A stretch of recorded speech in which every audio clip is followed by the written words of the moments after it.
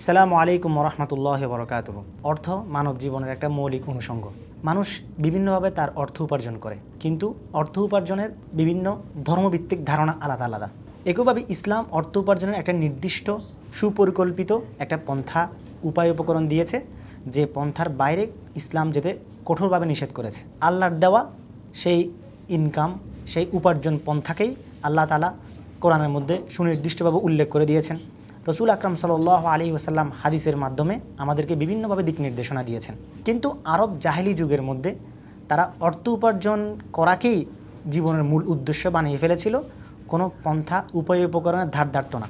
এজন্য তারা বলতো ইন্নামাল বাইউ মিসলুর রিবা, নিঃসন্দেহে ব্যবসা সুদের মতোই।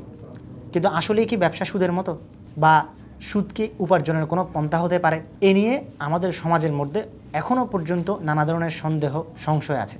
অনেকেই বুঝতেই পারে না যে তার কোন অর্থ উপার্জনটা সুদের আওতায় পড়ছে, কোনটা সুদের আওতার বাইরে যাচ্ছে। আবার অনেক সময় দেখা যায় যে আধুনিক সময়ের যে অর্থনৈতিক লেনদেন বা বিভিন্ন উপায় পদ্ধতি আছে, সেগুলোর মধ্যেও অনেক সময় সুদ ঢুকে পড়ে, বিভিন্ন ব্যাংকিং চ্যানেলে সুদ ঢুকে পড়ে। যারা আমজনতা, মুসলিম মানুষ ধারণ করে থাকে, ইসলাম চর্চা করে থাকে, তারা এই সমস্যায় সবচেয়ে বেশি পড়ে।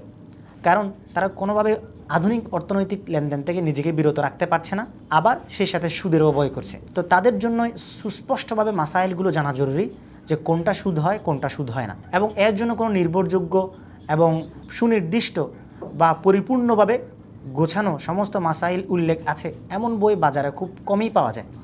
তো আধুনিক সমস্যাগুলোকে সামনে রেখে এবং বর্তমান সময়ের লেনদেনগুলোকে বোঝার জন্য ও সুদের মাসাইল পরিপূর্ণভাবে জানার জন্য আমাদের এমন একটি বই আছে, যেটা পেনফিল পাবলিকেশন প্রকাশ করেছে, ফিকহুর রিবা। এই বইটি এমন একটা প্যাকেজ বলা যায়, যেখানে আপনি একই সাথে সব কিছু পেয়ে যাবেন, এবং আপনি এই বইটি পড়ার পর সুদের মাসালা মাসাইল জেনে আপনি অর্থনৈতিক লেনদেনকে বিশুদ্ধ রাখতে পারবেন।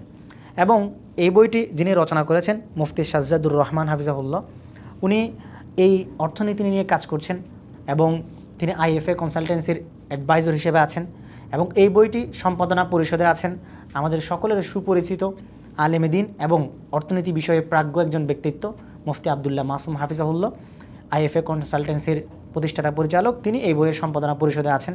আশা করি বুঝতেই পারছেন যে আমাদের সমস্ত প্রশ্নের উত্তর দেওয়ার জন্য এই বইটি কেন যথেষ্ট হবে। আপনারা অনলাইনে অর্ডার করতে চাইলে জাজিরা অফিসিয়াল পেজ অর্ডার করুন।